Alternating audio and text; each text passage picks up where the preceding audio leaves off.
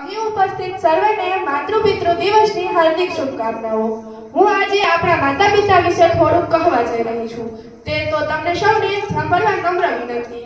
હું કહીશ માતૃપિતૃ દિવસ વિશે મારા મનની જે વાત છે હું તમને કહીશ અને શરૂઆત કરીશ એક પંક્તિથી।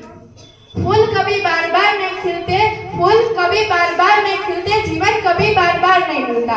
फूल कभी बार बार नहीं खिलते, जीवन कभी बार बार नहीं मिलता।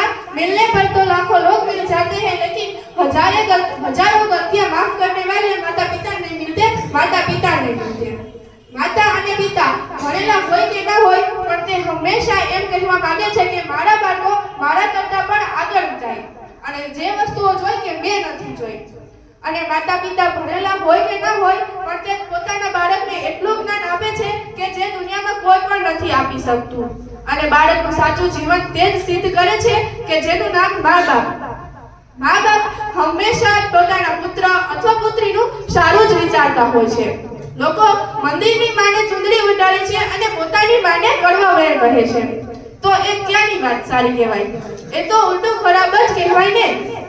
માતા છે આપણે 9 મહિના સુધી પેટમાં રાખે છે અને પછી આપણે જન્મ આપે છે, પરંતુ જો આપણે કોઈ 1 કલાક સુધી 15 કિલો વજન ઉપાડવાનું કહે તો આપણે થાકી જઈએ છીએ, પરંતુ આ માં તો આપણે 9 મહિના સુધી પેટમાં રાખે છે અને આપણા દુઃખ દર્દ સમજી અને આપણે જન્મ આપે છે। તો શું આપણે આ માનું ઋણ ચૂકવવું ના જોઈએ? અને પિતા કે જે આખું જીવન આપણા માટે મજૂરી કરે છે, મજૂરી તો ઠીક પણ આપણે જે કહીએ તે આપે છે, જે વાત કહીએ જે વસ્તુ માંગીએ તે હંમેશા આપી દે છે।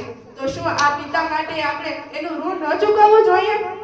માતા પિતા એની કોઈ સંપત્તિ નથી હોતી, લોકો તેના સંપત્તિનો ભાગ પાડવા માંગે છે, પણ માતા પિતાની કોઈ સંપત્તિ નથી। માતા પિતા એ જ આ દુનિયાની સૌથી મોટી સંપત્તિ કહી શકાય, કારણ કે માતા પિતાએ આપણે જન્મ આપ્યો એ જ સૌથી વધુ સારી વાત કહેવાય, કારણ કે આપણે એમને જન્મ આપ્યો તો આપણે આ સ્વર્ગ જેવી પૃથ્વી જોઈ શક્યા, આ મિત્રો જોઈ શક્યા, ભાઈ બહેનને મળી શક્યા, સગા સંબંધીને મળી શક્યા।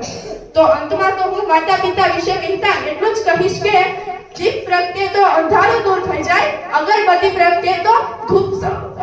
પ્રગટે તો સુગંધ સૂંઘી શકાય, પરંતુ જો માતા પિતાના આશીર્વાદ મળી જાય તો અધૂરા કામ પૂરા થઈ જાય, અધૂરા કામ પૂરા થઈ જાય।